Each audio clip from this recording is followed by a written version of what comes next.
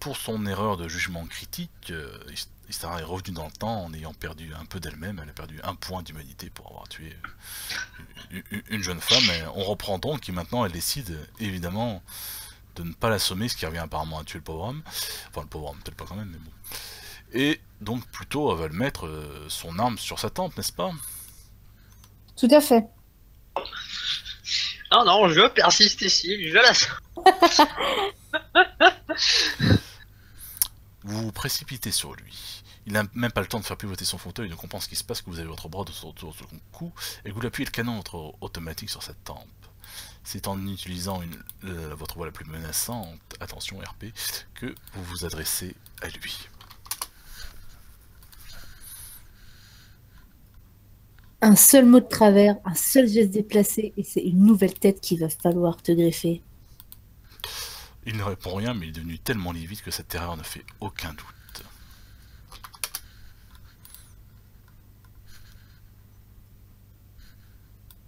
Réponds correctement à mes questions et tu vivras peut-être. Qui est cette fille? Je sais pas. Ceci est une mauvaise réponse. L'homme vient de fermer les yeux, visiblement. Il s'attend à mourir d'une seconde à l'autre.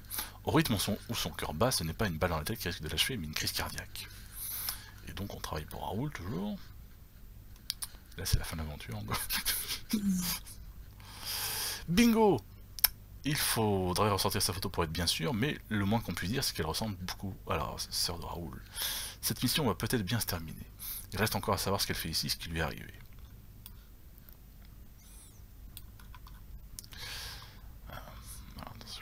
On paraît qu'il faut un objet de quête pour lui sauver la vie. Que tu vas devoir donc pas finir ici. Comment tu t'appelles? Max! Oh non, sérieux. Raconte-moi, Max. Qu'est-ce que tu es en train de lui faire et qu'est-ce que tu lui as implanté? C'est compliqué. C'est pas moi qui...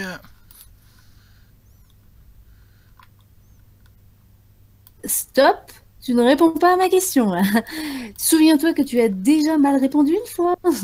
Mais je te laisse une dernière chance. Une toute dernière chance. Recommence. C'est un implant sexuel, mais il était bricolé.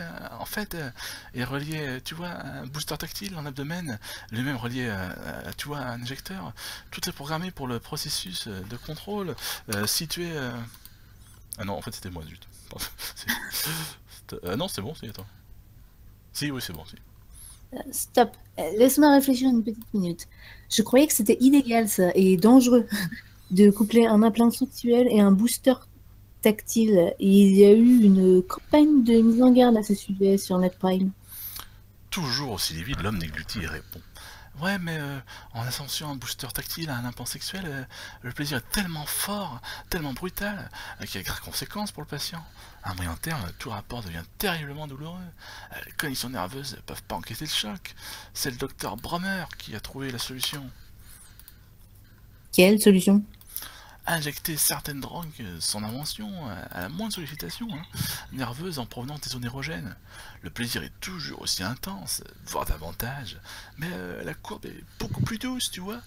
Les terminaisons nerveuses résistent beaucoup plus mieux grâce à cette drogue, et la frustration en cas d'absence de rapport est aussi beaucoup plus forte. Parce que cette drogue entraîne évidemment une dépendance. Pour faire simple, en termes profanes, oui. J'aime bien le hantin profane, oui. Ah ça, merci. Ça c'est moi qui ai rajouté. Vous construisez de toutes pièces des super nymphomanes en quelque sorte. Ah, on peut dire ça comme ça. L'idée de Brummer était non seulement de toucher un max de fric pour chaque fille vendue, mais aussi de faire payer la maintenance. Ah, les injecteurs, ils ont une contenance limitée. Falloir les remplir de temps en temps. Ouais, un vrai génie du commerce. Et toi, tu joues le rôle du chirurgien peu scrupuleux. Ah, je vous jure que tout ça, ah, c'était pas mon idée, hein. Ah, avant l'arrivée de ce type, ah, j'avais ma petite peinard, je charcutais un peu les gens qui venaient me voir, je remplaçais leurs membres, je leur injectais ce qu'il fallait pour qu'ils puissent continuer à faire ce qu'ils avaient, tu vois, à faire, sans poser de questions, hein, jamais de questions. Et un jour, ce type, il arrive avec sa troupe de porte-flingues, là, des gros flingues. Ah, j'ai même pas eu le choix de tout planquer, de lui abandonner ma boutique, il m'aurait pas laissé partir, hein.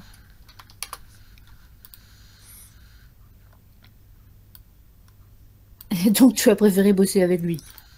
T'es bouché, je t'ai dit, j'ai pas eu le choix. Il y a d'autres filles ici? Ouais, au deuxième, la porte à droite, en montant l'escalier, attention, il y a un peu de mousse. Et tu peux pas lui demander de te soigner? J'avoue. Bien. Et Herman, il est où? Tout en haut, il y a un bureau qui lui sert aussi de labo. Ok, maintenant tu vas te remettre au boulot. L'implant, le booster, l'injecteur, toute cette merde-là, tu vas rapidement me désactiver tout ça. Non mais tu déconnes, si je fais ça, elle va devenir complètement frigide. Je m'en fous. Démerde-toi pour que ça fonctionne comme si c'était du 100% naturel, ni plus ni moins, et désactive l'injecteur. Grouille-toi. Mais... Fais de la Je magie. te laisse Allez. 3 minutes à partir de maintenant. Top. Waouh. vous le relâchez tout en continuant évidemment de le menacer votre arme. Il vous regarde d'abord incrédule, mais lorsque vous lui annoncez 2 minutes et 50 secondes, il se précipite sur son clavier et vous le voyez modifier de nombreux paramètres. Sa vitesse de frappe est impressionnante, même Bac Zero n'a jamais utilisé son clavier de façon aussi énergique. Il s'arrête parfois, réfléchit une demi-seconde puis repart à l'assaut des touches. Enfin, il pose une main sur l'un des 5 qu'il palpe un petit peu, tout en observant son clavier, corrige encore quelques valeurs, puis se retourne finalement vers vous. Je crois que c'est bon, et moi aussi c'est bon. 1 minute 48. J'ai vraiment été trop généreux en t'accordant 3. Il vous regarde maintenant tellement blanc. Non, allez, s'il vous plaît, quoi. Débranche-la et réveille-la. Il s'exécute débranchant chaque câble et les faisant glisser hors du corps de sa patiente. Une injection plus tard, la femme commence à reprendre connaissance. Pendant ce temps, vous avez jeté un œil sur les étagères, vous avez trouvé ce que vous cherchez. Un sédatif puissant. Vous lui lancez le flacon. Injecte-toi ce truc. Si dans 30 secondes tu n'es pas plongé dans un sommeil profond, c'est moi qui t'endormirai définitivement. Donc non, effectivement, tu peux pas lui demander de te soigner, c'était trop. Mais pas cool. Mais vous savez, vous pissez un peu le sang là quand même. Alors moi, je veux pas faire mon, comment dire, opportuniste, mais non, vous voulez pas un peu de Médigel? T'as ce qu'il te faut sous la main? Bah oui, alors j'ai tout un tas de trucs pas forcément super super légaux quoi, mais il faudrait juste comment dire, voilà, je pense que c'est peut-être le bon moment pour m'arracher parce que j'ai l'impression que vous allez tu vois pas être très sympa avec Bruno, donc si tu me laissais une arme, je pourrais te soigner. De toute façon, si tu me tues, je peux pas te soigner, donc qu'est-ce que t'en dis? Si je te laisse une arme? Bah oui, le quartier est dangereux, donc il faut que je m'en aille. Je te soigne, tu laisses une arme, tu pars et voilà, on s'en va tous les deux. Qu'est-ce que t'en dis? Tu vois, ça c'est mon canon. Ça c'est ta bouche. Fais une seule bêtise et t'entendras parler de lui. Ok, alors il faut juste que je prenne ça, un peu un obtenium, un peu de... Voilà, plus du Médigel, je mélange, voilà. Ah ouais, non mais la vache quand même, c'est Jean-Jacques qui t'a... Ah ouais, il t'a pas raté quand même, hein.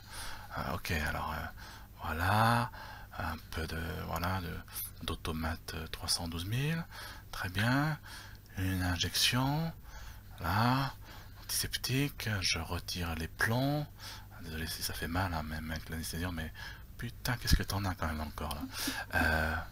Voilà, ploc, on enlève les plombs, un peu de fil auto-suturant.